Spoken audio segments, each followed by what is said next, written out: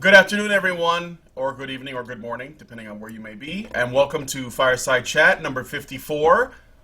We are joined by video producer, director, and filthy MRA sympathizer, Steve Brule. Steve, welcome to the show. Thanks for having me. Yeah, no problem. I'm also here with Allison. Yep, I'm just here briefly, just to thank Steve for coming on the show, and also thank him for helping out with a project that we did together recently that ended up being a lot of fun. In fact, I should probably send you the unlisted link to that project, the super secret project that we're working on. Yeah. Yeah. And I can't reveal any more information about that, so I'm just going to trail off awkwardly now and just tell you, great to have you on, Steve. Great. And I look forward to you telling our audience all about what you do. Great. Yeah. I'm open to any questions or any direction you want to go on in the show. Allison, did you want to ask that a question before you slink off, or? Just okay, sure. All right, Steve. What brought you into awareness of men's issues? Well, I got started with I was doing a documentary on two guys after divorce, their lives. This is back in 2012, and at the time, I was on chat sites asking, talking to people about the documentary and sort of planning it.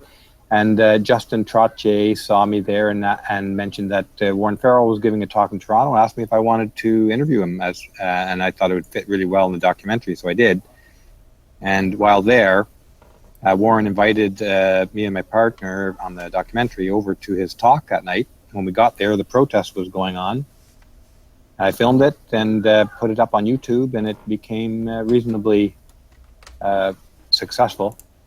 And that started me down the road of looking at all of the issues. I got involved with following the cafe presentations in Toronto and Ottawa, and it kind of took off from there. What specific protest are you talking about, or can you give the title to the YouTube so that people can watch it themselves? Yeah, it's a protest of Warren Farrell in Toronto. At the University of Toronto. I think that's what it's called. Yeah, it's the video. What I'll do is it's the video where the girl says, "You're fucking scum," right? It's that one. Yeah. Okay. This is just so that people. And some of that footage. There's lots of videos of protesters, but this way people know exactly what we're talking about when you reference the fucking scum girl. This one, I think it was one of the first ones of that kind, depicting feminism in their natural state, feminists in their natural state, and what was I going to say about that? I've forgotten. Well, actually, I'll put the link in. I would say that one of the first ones on YouTube. There's a couple. I think the very first one was where a group of feminists, what is the word when you forcibly crashed a symposium on male victims of domestic violence, and they asked them to leave and no longer discuss the victimization of men in domestic violence. And then the other one that I noticed before the Warren Farrell protest would be the creepy bitter girl video, and you can find that on Karen's channel called The Great Poster Tear Down Extravaganza. I think Warren Farrell was probably one of the hits when it comes to capturing feminist behavior in the polite ways that feminists respond to their critics, or even people who just don't like. So yeah. I wanted to ask another question before I slink off into lurk mode. What was it like at the Warren Farrell protest? Like, personally, what was it like confronting "You Are Scum" girl and filming all of that? Because it was crazy when you see it in the video. What was it like living it? Well, I knew this was good footage while I was getting it, because it was so bizarre, and yet it was going on in front of my eyes. So nobody there seemed to even really know who Warren Farrell was. And there's several groups there. Which was bizarre too. There was CUPE, which is Canadian Union of Public Employees. It's a huge union. and they were protesting Warren Farrell, and they seemed to know very little about him as well. And there was first-year women's studies students who were sent by their professors, told that this was a bad guy, they should go and protest him, told that he said, I forget even the quote, but it's in the video, they had some quote, and that's the extent of their knowledge of Warren Farrell, so they were there. Then there was this other group of anarchists who were literally physically blocking the door, and they were probably the most aggressive. And then there was a pile of other students, including the president or former president of the University of Toronto Student Union. So I only talked to a few. I tried to talk to several people, and a lot of them really don't want to talk. They just want to protest. The "You Are Scum" girl never talked to me, but she just kept on going, not editing herself at all, while I captured it on camera. So, yeah, it was interesting. So when I got back with that footage, my first experience with feminists in the wild, right? And I figured I was a little nervous about posting it because I was afraid concerned that a band of these kind of out of control feminists would be at my front door throwing tomatoes or something, for posting this.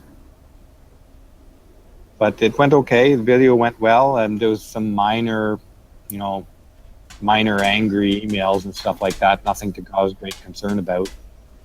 But I did have one guy, several people actually, ask me why I hate women, and that's kind of stuff that's happened once in a while. Yeah. Yeah. I remember, actually, there was a more recent video that you put up where I think you were going to a red pill screening, and there were some guys that were approached you. Do you remember that? And you got surrounded by a few chaps. What was the story behind that? They were protesting the showing of the red pill. It was at City Hall in Ottawa, and Cafe was sponsoring the film. So they had, a small group of, I think they called themselves the Revolutionary Student Army or something like this. Whoa. Or Revolutionary Student Movement. It's a Marxist group, and they've got their eye on Cafe, so they pretty much want to shut down anything Cafe does. So they were there, and they had their sickle, their kind of Marxist flags out, and their faces covered. Sounds a little Antifa. It's like Antifa. Okay. I think it's that kind of thing. Although I'm not like really up to breast on all the Antifa lingo or what they're really all about, but I just thought I'd go over and ask them what was the concern, and that's what transpired. Mm. And for people who are asking, your channel is actually not named after you; it's Studio Brule.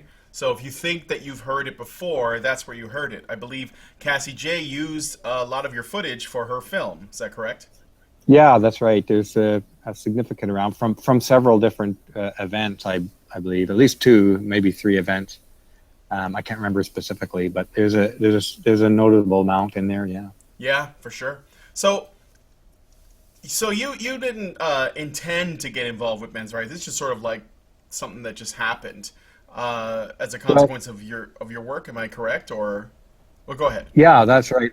I didn't really know there was I knew there were men who were writing and talking on this stuff for some time, going back decades, but I didn't really think there was much of a movement per se. I didn't know of Cafe at the time. I learned of Cafe because Justin Trottier. Justin Trottier asked me if I wanted to interview Warren. But as and to be honest, I got into it because the protests were kind of interesting. Right, of course, sure.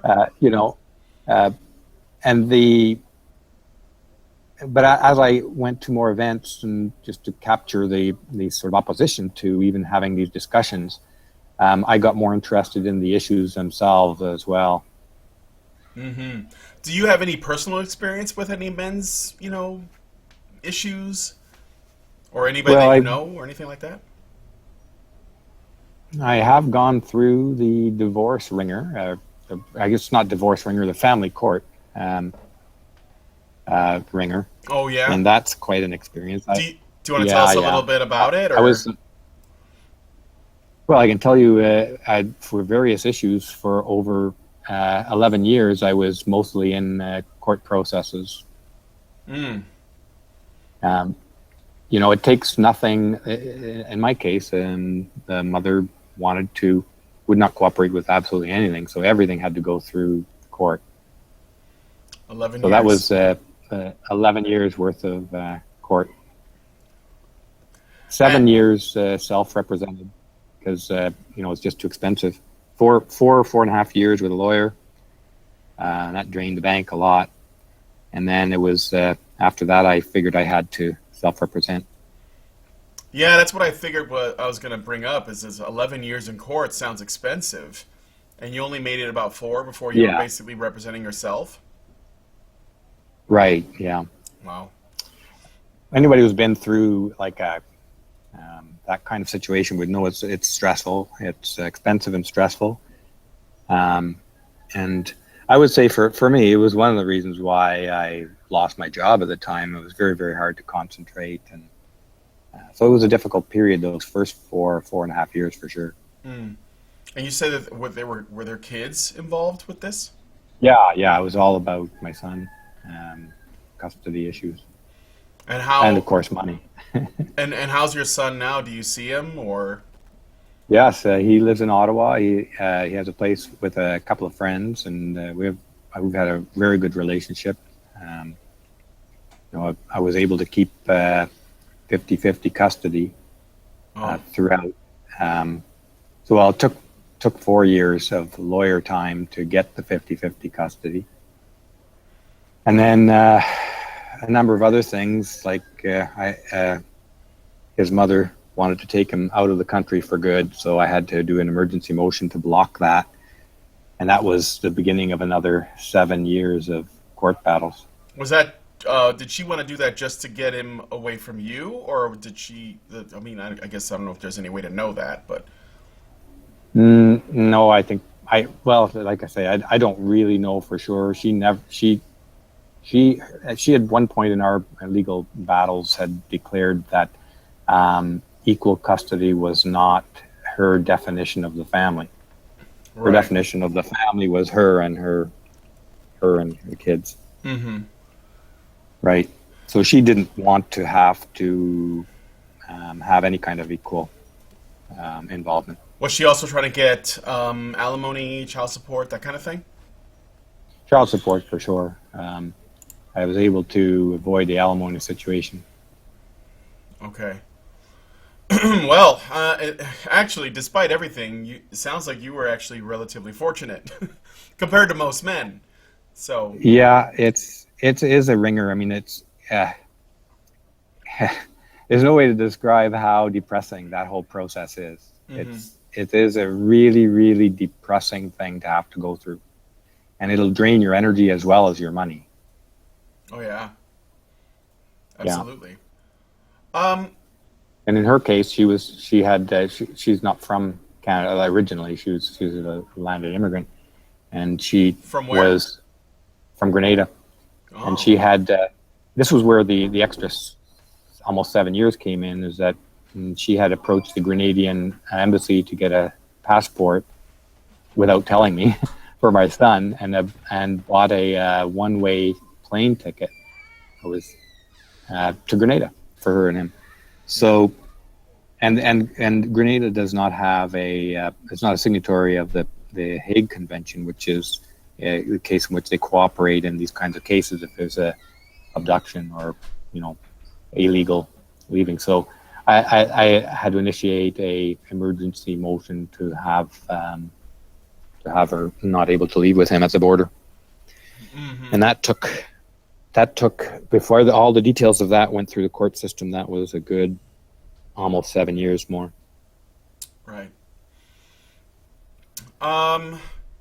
Well, I'm really sorry to hear that you had to go through that. I know that that's I've had really close friends who I've seen go through terrible divorces involving children, and also their assets and stuff that they've worked hard to earn. And it's never easy. And just going through a divorce in general, even outside of those things, is really tough. So what are your latest projects? Since it seems like you have a lot that you've been doing on your channel, like the Flamengo file and various other sort of documentary work involving men's rights issues. What are your latest projects? Yeah, I'm working on several. The Mansplainer, we had a series of 4 episodes in that as sort of a pilot series. And I think it's going to be a go to start recording some more of the Mansplainer. That's with David Shackleton, a president of Cafe in Ottawa. There's the Liberty Bells. It's 5 ladies from London, England, who are doing similar kinds of things. They'll be presented in the same way as the Flamengo file, where the person talks to the camera, and they discuss contemporary cultural issues, 1 episode per week. I'm hoping to get to the International Men's Conference in Australia in June. That's a little up in the air because it's a bit of an expensive trip. So yeah, not 100% sure I'll be able to get that.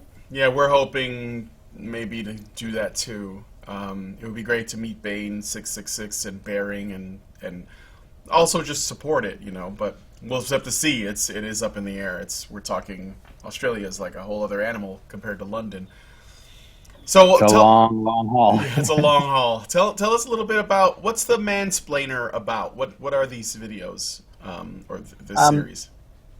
Yeah, I mean, it's David Shackleton's ideas, and he's published his ideas in at least 1 book, if not more.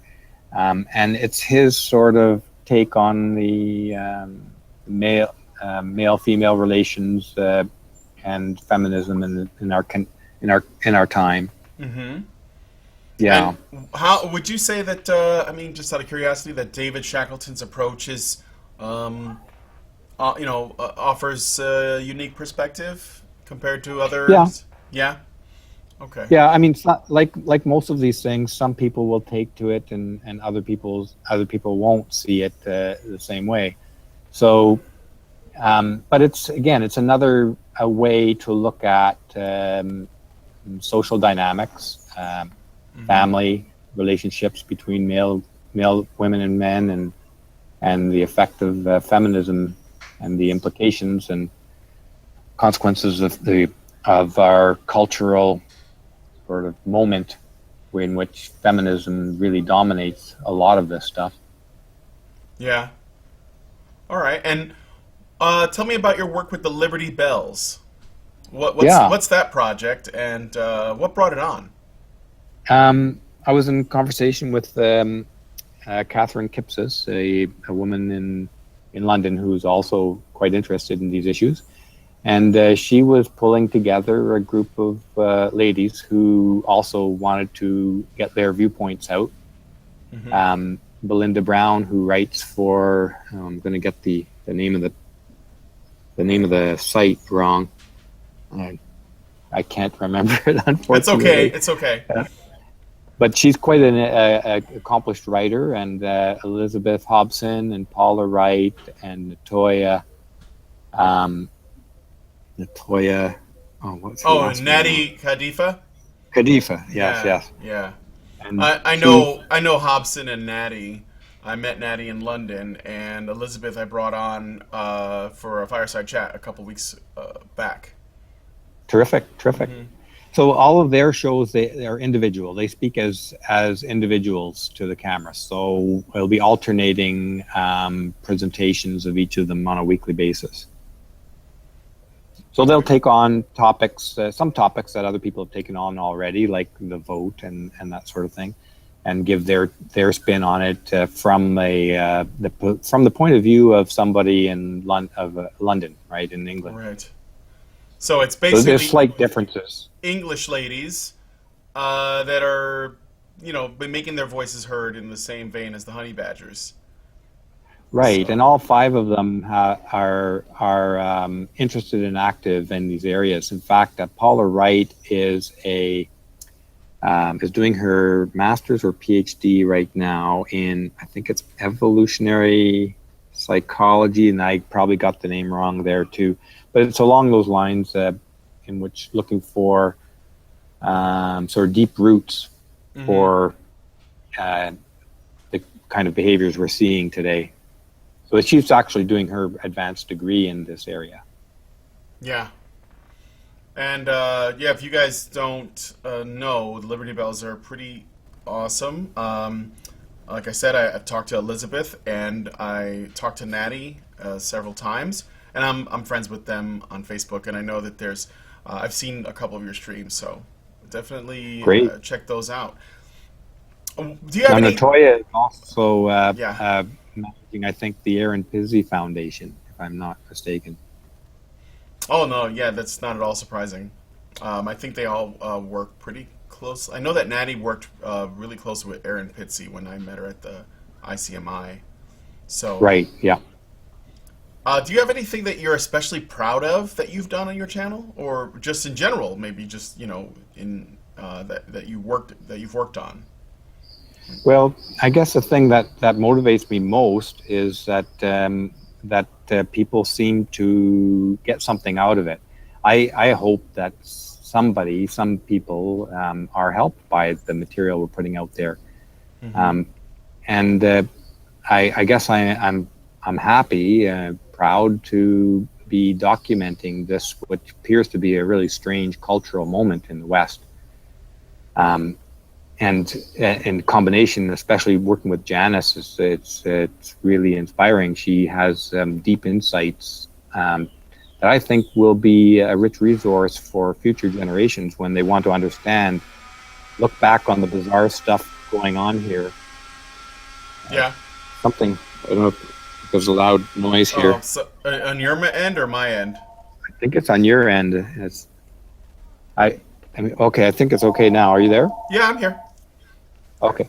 Yeah, no, I think that I don't know when, maybe a generation or two from now, there'll be people doing their advanced thesis on this cultural moment and the bizarreness of it. When you look at this promoting of rape culture as if it's a real thing, and the absolute hysteria around fear of sexuality on university campuses, I think this is a moment that will be studied seriously by advanced academics in the future. So I'm hoping that the kind of analysis we're publishing on the channel will help with that. We Absolutely. have been approached by several people doing degrees right now, wanting to use some of the material as a resource Hmm. in their projects, because it's a bizarre moment. It's I mean, it's happening in front of your face, and yet it almost doesn't look real. Yeah, and it's difficult to know what will happen next with this information out because it really shifts. Like when you have this information and there's a phone ringing in where you are. I'm sorry. Um, Oh, when you have this yeah. information available to you and you actually, you know, um, uh, think critically about it and realize that it's sort of these things are facts that are not really refutable or dismissible easily. You realize there's a paradigm shift that we're on the cusp of, right? So it's kind of like it's like, well, I don't know what the fallout of this is going to be.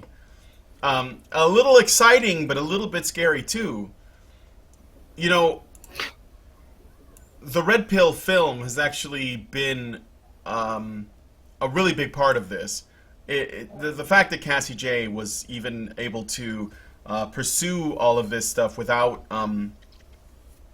simply dismissing out of hand, it's almost like most people would have, and most people have, and she's the one exception that said, "I think I'm going to dig deeper," and this is what the outcome was, because one person dared to question the narrative enough. And that's all it takes. If you think about how many feminists saw what MRAs were up to and simply wrote them off, or the men's issues or whatever, and then just one person says, I think I'm just going to see this through to the end. and this is how they come out, right?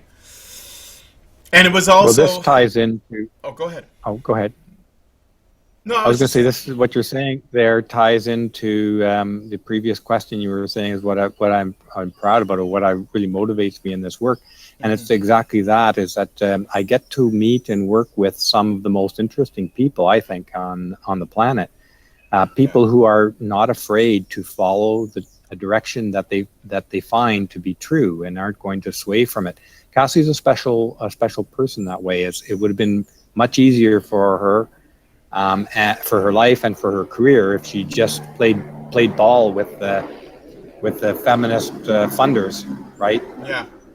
If she had played along, she could have created a hit piece and slammed. She would have had to give up her integrity, which she didn't. And this is one thing that I find in all of the people that I meet and talk to who are involved in these things, is these are people with a deep sense of integrity. And an enormous capacity to see through the surface to deeper issues involved. And this is virtually everybody I've met through this work has significant capacity along those lines. Mm-hmm. So it's a privilege to be doing the work, and I'm very proud that Cassie asked to use some footage. My footage was a small part of her film, which dealt with a lot of men's issues. But I'm very, very proud to have been able to contribute something, some small thing to that. Oh, yeah, but it's not a small thing. I mean, like, if you think about it, a lot of those videos, at least amongst people who know what, who are aware of men's issues, those videos are absolutely crucial to seeing, like, what feminism can really be like, and the kinds of issues that men are trying to discuss.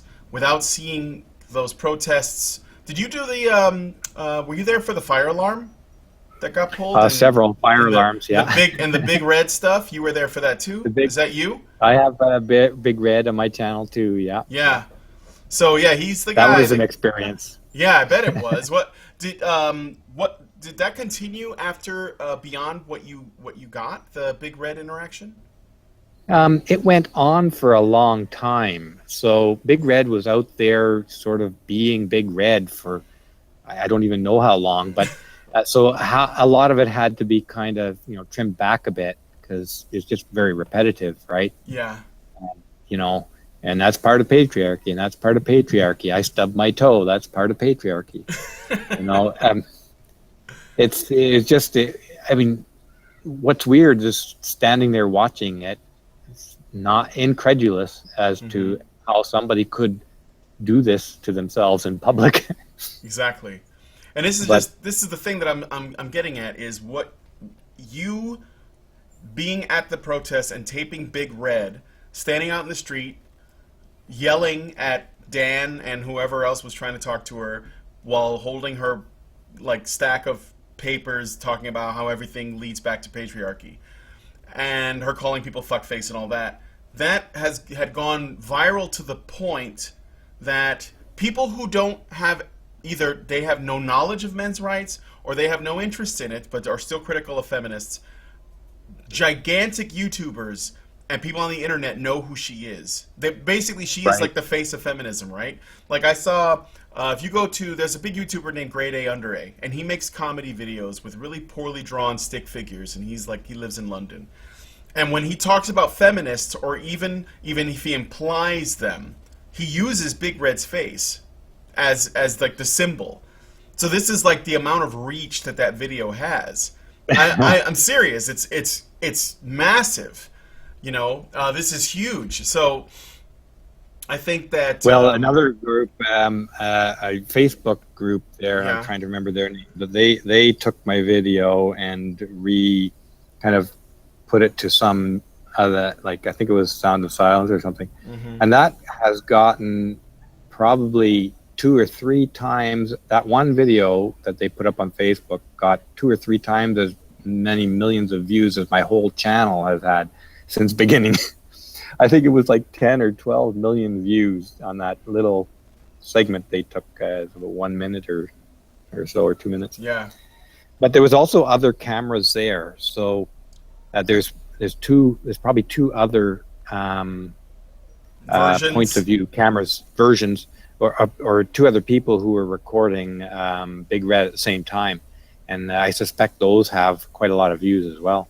Perhaps I'll have to look it up. I mean, I only know the Steve Brule cut, so that's the only version I know, and I think that's the one that most people probably know. I didn't even know there were other people taping, because that's the only version I ever see. However, yeah, it's entirely possible. I'm just saying, you have brought us, when it comes to feminism, you have brought us so many memes. You basically worked to them. You're like a legend when it comes to that, in my eyes. Oh my God, really? Thank you. No, that's what I think. I mean, it's sort of like what's a famous like a recorder, somebody who records history. It's like that. It's like you were there and you got the tape, and now it's on the internet, and everyone knows who she is. She's famous for that name, even. Like when Cassie J went and interviewed Big Red for her documentary, she called her Big Red. She knows the source, right? So that's where it leads back to. So I don't know, pretty fascinating that someone you just happen to be at a place and you happen to capture a protest or whatever, and then you just say, oh, you know what, I want to share this online, and it just picks up a lot of steam with people who know what the conversation's about. But then it spreads beyond that. Before you know it, everyone knows who Big Red is, or most people. I remember people found Shanti Binks's, that's her real name. They found her profile on OkCupid, and they were talking about her, or her Tumblr. I can't remember what it is. Maybe both. I don't know. So I mean, it made her famous. Like you made her famous on top of that, which is actually kind of funny because I think in a way she kind of appreciates it. So it's just interesting how the power of information spreads so quickly. So well, today in the age of the internet, right? It's fast, and it's you can't forget it. You can't walk away from your past. Absolutely. No, the internet never forgets. Exactly. So now that with all that said, you may have already answered this, but why do you think what you do or what we do is important? Do you have? And then this is kind of a big question, I know. So if you need a minute to think about that. Oh, well, the first thing that comes to mind to me is because it's the truth. It's the truth, and to the fact that people want to shut out the truth is a problem. So the truth about men's issues, the truth about feminism, the damaging things of feminism. We've got in ascendance here in our time a fundamentalist style ideology, which is whose intent really is to destroy the family, and that's a dangerous road to go down when you consider that most of Western civilization, most of the quality of our lives, evolved along with a traditional family structure. So nobody really can say what happens, what are all the consequences to Western civilization if you take away those bricks out of the foundation. I mean, maybe it's not catastrophic, maybe it is, I don't know. But what is problematic and what needs to be dealt with about feminism is the outright lies that they are disseminating and that are being taken for truths around the Western world, around the world. And people are believing it. And when people step out and criticize or question those so-called truths, huge forces are brought against those people. And that is quintessentially what oppression is. It's what censorship is. And it's to such a degree that it's happening in the universities. Yeah. The universities, which should be traditionally, it's the place we expect free thought, where ideas go to be tested. Ideas are born, tested, and die openly at universities. And that, too, is under attack because feminists cannot allow the truth to be heard. Now, So university is just where speech goes to die, apparently. Free yeah, speech, and this specifically. exactly. Well, ideas like it's not the universities. The role of the universities is being seriously undermined in our day and age. And I can't remember the exact wording of your question, but to me, this is the importance of the work that you're doing, that everybody in this area is doing, is Hmm. that we're trying to pull back the curtains that are hiding all these lies. Hmm. You know, let's bring those bring that to the surface so we can all see what it is all about. People are paying a big price for that. You know, Yeah. anybody who speaks out, who has for me, the price, I don't, there's not a big price for me because I don't really have a good job anymore. So there's not much for me to lose at this point. My son's an adult. He's on his own. But for other people, I understand how hard it is. And I've many emails from guys at universities and women at universities and saying, you know, they're very happy we're doing this work. They want to thank Janice. They thank me for the channel. And they feel under threat for their jobs. They wish they could say and do more, but they know that they're very good jobs, and these people are not at the end of their careers. They may be at the beginning or middle. It's a big risk for them to speak the truth, and that is why this work is so important. People should not be afraid to speak the truth, but they are. Right. You actually work a lot with Janice Fiamengo. She for those of you guys who don't know, she has a series on your channel called the Fiamengo File, right? That's She right. still Yeah. does that. Okay, Oh so yeah. do you guys? I mean, have you guys? How did you meet her? Like, how did that even get started? Well, just like we were talking before, and this is one of the really special times. Anybody who things about doing this kind of work, and if anybody's out there listening and you're thinking of getting involved in this kind of work, this is one of those soft advantages or real big pleasures, is that you do get to meet and work with people like Janice, Warren Farrell, Paul Elam, Karen Strawn, and you guys at the Honey Badgers. These are great people to get to know. And by getting involved, you will get to know these people because they are all very deep and important thinkers, and they are attracted to one another. And for me, I met Janice at one of her lectures at the University of Toronto at Cafe was giving on. I was really there just to film the protest myself, and over a few different times we got to talking, and over the years we met several times, and I asked when she was coming to Queens to give a lecture there. I asked if I could interview her, and that just little bit by little bit we became very good friends. And I consider Janice and her husband very close friends, very wonderful people. I love spending time with them. We go to dinner together periodically. It's just this is a huge benefit of being involved in this kind of work. So I Right. recommend it to anybody. No, no, Janice is a great person. I got to meet her for the first time in London, and she gave a killer speech there. I So, can say that everyone that I've met who has the courage to speak out in this kind of area, these are special people. These are people that are great to be with.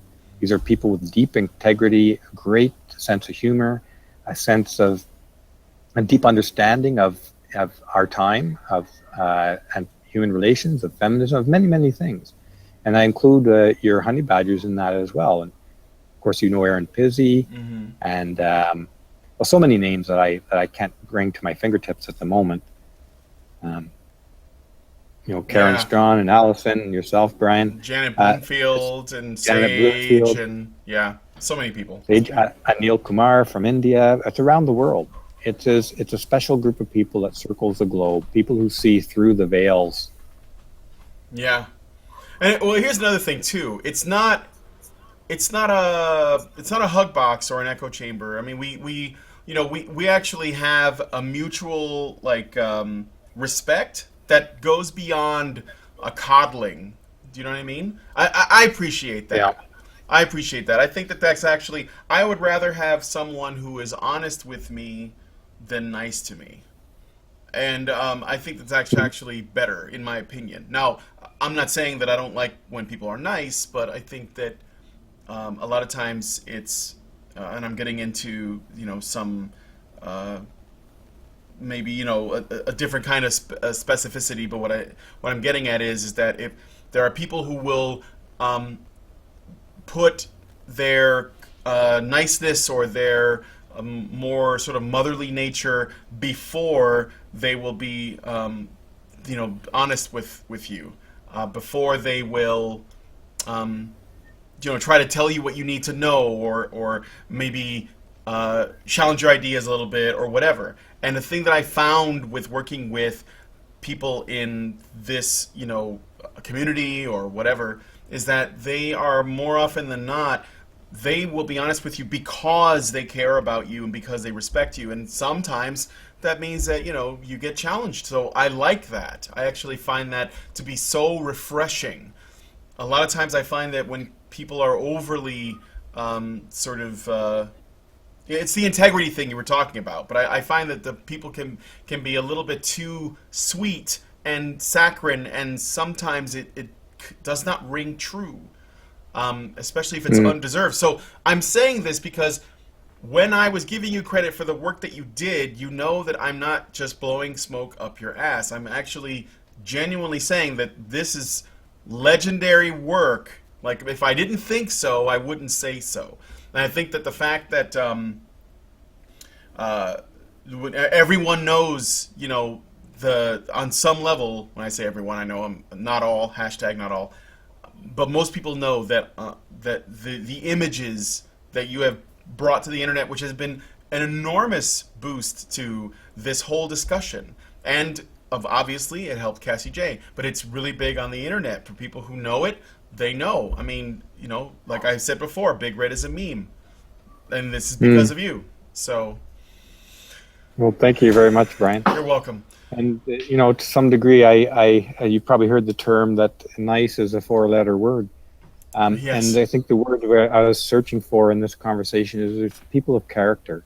Yes. People of integrity, people of deep character that are involved here. Exactly. And they are people with deep compassion. And anyone who's met Erin Pizzi will know this is a woman with very, very deep a sense of compassion for humanity, compassion for people. Yeah. Yeah, absolutely. Oh, you know what? I wanted to tell you something else. Something that happened that I thought you might find interesting. This is the impact of what we're doing. I saw you were in another interview not long ago with Modern Medusa and Mad Cat. And oh, yeah. There was a discussion about whether or not, there's like how much impact we have. Like how well are we doing? How are we doing with this conversation? Kind of a big question, but I gave it some thought myself. And I think that things are improving at an exponential rate. And I think it has a lot to do with Cassie J's movie, as well as the fact that, like, this is bleeding into the mainstream, this conversation. Feminists can't deny it anymore. They used to. It's like the old Gandhi saying, right? First they laugh at you. Oh, first they ignore you, then they laugh at you, then they fight you, and then you win. And they're at the point now where they are fighting us. And we're starting to win, I think, because they used to just pretend that there was no such thing. And this is for several decades. Because this goes back, Warren Farrell's been doing this work since the 70s, right? Oh, yeah, he's an icon in this area. Yeah, yeah. So, and for the most part, even though he's been on Oprah and stuff like that, or was it Donahue? I know he's been on like some daytime talk shows talking about this. It was Donahue, not Oprah. Sorry, guys. Before you jump on me. He was on for Oprah that. as well. Oh. Yeah, he was on Oprah as well. Oh, okay. I think sometimes. He's probably on both, yeah. But now that we have the internet, everything moves like way faster, right? So they already tried to ridicule, and that didn't work. They persisted, and now they're at the point where they're fighting. But here's the thing that you notice that tells you that things are changing. When feminists talk about men's rights activists, they cannot begin to ridicule or demonize them before they acknowledge that there are men's issues that exist. Things that they ignored before or pretended couldn't possibly exist, now they have to acknowledge it, because there are people that, most people are going to fight them on that. They're going to call them on it. just yesterday, there were a few things that came up. One, there was a story about a beauty cream for skin, that was made, I'm not kidding you, made from the foreskins of babies. All right? Yeah. And the Huffington Post put out this article to say, hey, would you try this? It looks like it works really well. And there was no, they didn't talk about it from a moral standpoint. It was on their beauty, sort of, I don't know what you would call it, but like the beauty section of their website. And you go to the comments section, everyone is outraged. They're angry. They're like, this is terrible. How could you do this? Do you realize what circumcision is? This is interesting because we didn't have that kind of awareness around circumcision before. And they had no positive feedback from that. Another thing I noticed was there was another story that we did about a man who went to a hotel room. He was a widow. His wife had died of leukemia. He went to a hotel room with his daughter, who was 13 years old. The hotel staff thought he was a pedophile.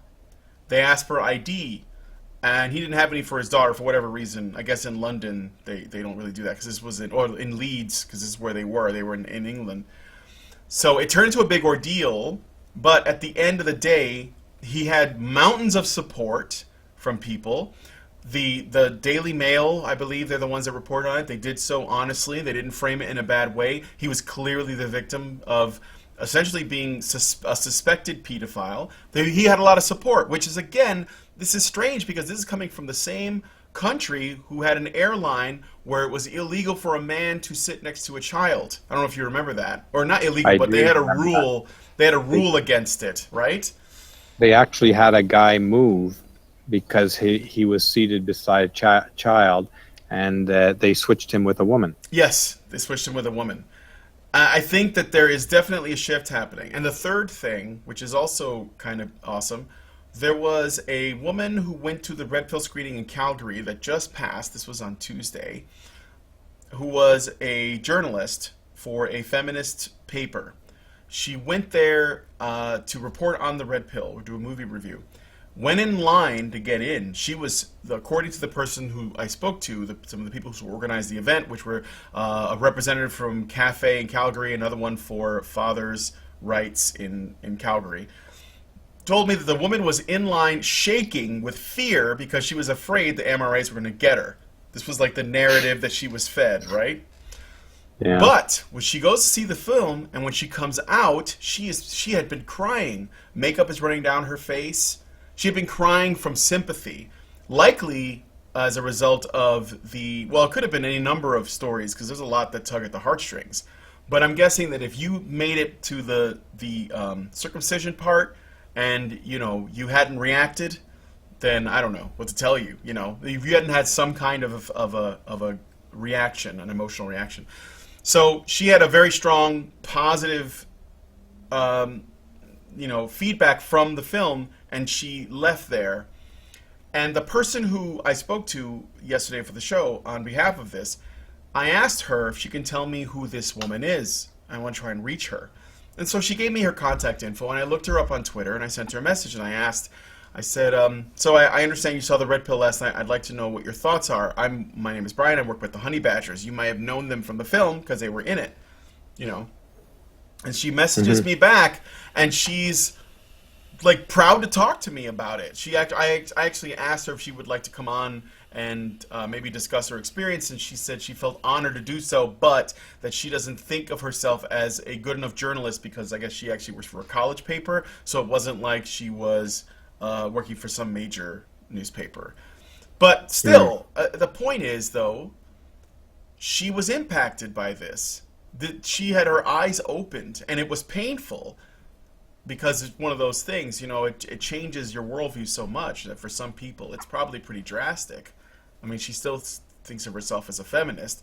She just wants to be one of the good ones, But still, this is what we're looking at, the impact of, it's like a snowball. You started making these little, recording these events, and it snowballed from there, and how, this is where we are.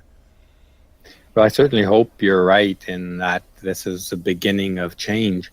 I'm a little more cautious than that only because I think there's so much power involved with maintaining the illusion of that feminism is real. There's so much power and money involved that it's just not going to slip away without one hell of a fight. Absolutely. I agree. I don't think I'll see any enormous change in my lifetime. I expect that we may get the ball rolling on something, though. That's my best case scenario. I don't expect anything to change overnight because there's it's not just a social and political thing, right? There's biology at work too. So yeah, there's a lot. It's definitely a big hydra. Yeah, It's a hydra. It's a monster. But for anybody who's thinking again of getting involved with this kind of work, whether you live to see the monster eradicated or not, it's not critical that you live to see that. Or for me, anyways, the fact that you're involved and you're playing your own role in this is what's very rewarding. Your whatever role you're playing is a role that's in support of freedom and truthfulness, and we need those things for a just and a civilization that's worth living in. absolutely. Since you do a lot of film producing and stuff, and I know that you like to be on the other side of the camera. Usually, do you have any? Have you ever thought about doing a feature film or anything like that? Yeah, actually, we're in planning stages of one, and I'm also doing a feature-length documentary biography of Paul Elam. Really? Okay, Yeah. so you want to do a documentary about Paul Elam's life, and Well, what's that's sorry. Let me backtrack. It's a biography of Paul Elam. That one, I don't know whether it will go to theaters, but it's already underway. The other one is on planning stages, but so I can't say a lot about it at the moment. But I can say that it will one way or another deal with the last 50 years of feminism. Oh, that sounds interesting. Do you have do you have any people that you'd like to get for that? We might be able to, get some. We might have a little bit of pull. Maybe, I don't know. Maybe you have more pull than I do. I don't know. Maybe. Yeah. Oh no. Well, Janice is involved with that. I can say that much, and so a number of other people are involved as well. And I don't know if I can really say much more than that at the moment, but maybe offline you and I can talk about that. There's some a little bit up in the air into how that the approach to this film right yet. So I have a couple of preferences on how the film will be approached, and I think I articulated a little bit of this in the video on future plans for Studio Brule that I put out at the beginning of the year this year. But again, I'm sorry to have to be so kind of secretive. But yeah, there's at least 2 feature-length documentaries. The second one I hope to go to theaters and not straight to YouTube. Okay, fair enough. Let's hope that it does. And if you put together any sort of Kickstarters or Patreons or whatever to get the movie funded, so maybe you can bring it to something bigger, let us know and we'll definitely shill it for you, because I think that there should be more men's issues oriented work that average people, that the normies can watch, basically. So Yeah, well, I guess we could leave it at that. I think it's important for these past 50 years, or 50, 60 years, how did we get to this point where feminism actually is the dominant ideology in the Western world? How did that happen? So, that's one theme I'd like to explore in that film. Yeah, I'm really curious about that too. That'd be a really good one to look at. I honestly would be interested in that. Of course, depending on how much funding or if there's any funding, it will depend whether it goes to theaters or how big it is or who, like how much we can do with it. The reality is, yeah, it takes money to do these things. Absolutely. Absolutely. All right. Well, is there anything that you would like to ask us, or anything that you wanted to say that I didn't ask you about? Because sometimes Oh, I didn't come here with any message in mind. Okay. I'm just really glad to talk to you. The Honey Badgers are a legendary group, and it's a privilege to be on your show. It's funny that you should mention that. I was I went to a virtual reality conference a week ago, or maybe it's a week before. I can't remember. Too many drugs. Anyway, I went to a VR conference, and I was coming home on a Saturday, and it was in the morning, and I'm in line at the TSA, and that's where you have to take off your shoes and all that, and so I'm taking everything out of my pockets and taking my shoes off and my belt and everything, and I'm loading it all up on the track so it can go through. And I go through the detector, and I make the stupidest mistake, which I normally don't. I forgot that I had my wallet in my pocket. So the TSA security guard calls me over. He says, sorry, I'm going to have to pat you down because we picked something up, in your back right pocket. And I'm like, oh shit, that's my wallet. I'm sorry.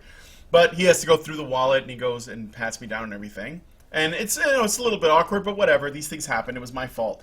But afterwards, here's the thing that's interesting. I happen to be wearing a T-shirt with a design that I made, and hidden in the design is a tiny little logo of the Honey Badgers. It's just really small. You have to be looking for it. He noticed it, and he knew who we were. He said, "Oh, Wow. I recognize your voice. You're the Honey Badgers. I love you guys." And I was like, "What are the odds of this?" I was in San That's Jose, great. California, and this one TSA guy recognizes me. Or at least, recognizes us and my voice. So I thought, well, that is really reassuring. It's pretty cool. So That is cool. Yeah, definitely. But I anyway, will add one more thing, Yeah? Brian, because when we talked about the plans, I forgot to mention that there's also the story of the Honey Badger trial. That you're documenting the that's trials, coming. right? Mm-hmm. The trial itself. And if people don't know about this, I recommend that you pay attention, because this is a very, very interesting development.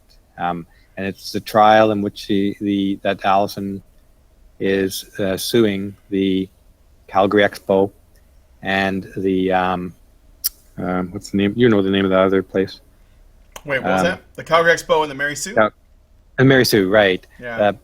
There's a trial going on in Calgary, and it's I think it'll be wrapping up in November, and I'll be putting out a story, and maybe bigger story than the trial itself. But this is a very interesting story. I think you're going to want to see it. Yeah. And you're putting things together, or do you have stuff uploaded now? There's nothing uploaded now. And I'm in conversations with Allison over exactly how, what's best to present this story. So I can't say a whole lot more than that. Sure. But just what's happened already is already very interesting. We've already set a precedent in a way. But come November, we'll see what happens. This could be massive. Yes. Yes. It is. I think it already is. No matter which way it goes in November, this is a very important story.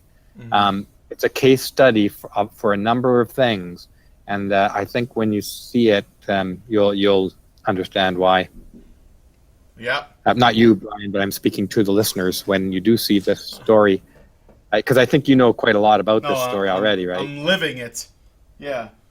Living the story. Yeah. Well, and there's. Go ahead. Oh, I was going to say there is more that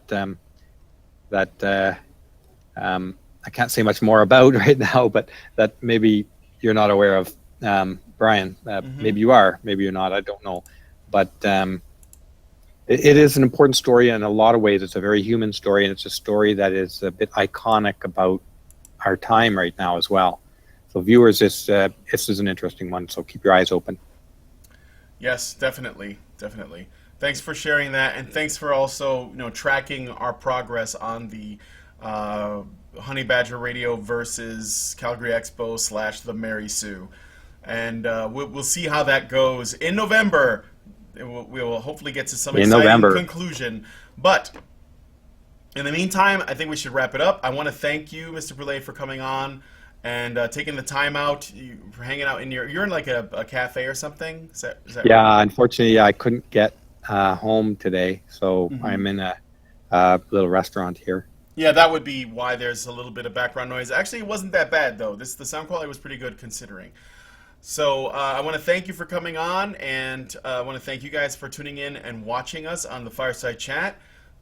And we've already gone unlisted with this video, but if you want to watch it after it has concluded, you'll have to go to minds.com. We are trying to, essentially what we're trying to do is we're trying to send people over to other platforms in case YouTube ceases to be useful to us, because the fact is, if YouTube is penalizing people, then perhaps they need incentive from competition in order for them to, get that little fire under the bum that they might need to get their ducks in a row, as it were, and help us out, because it's the content creators that make YouTube, not the advertisers. Anyway, thanks again for joining us, and we will see you guys on the next Fireside Chat.